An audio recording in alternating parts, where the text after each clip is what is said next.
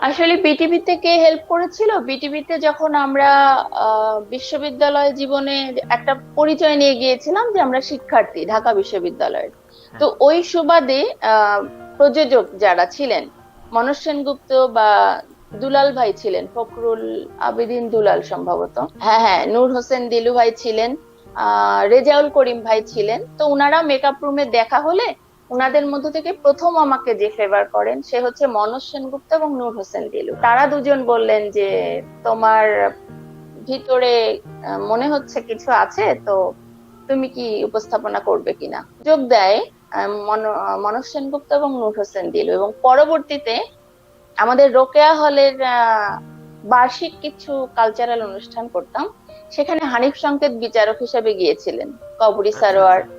ও। তো হানিফ হানিফ সংকেত ভাইয়ের সঙ্গে পরিচয় হয়, তখন উনি ইত্যাদিতে আমরা 5 বান্ধবী ফার্স্ট হয়েছিলাম।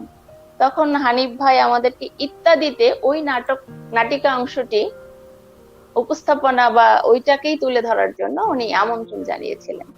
তো বাহ। এটা সবই 90, 91, 92 এরকম সময়ের কথা, হুম।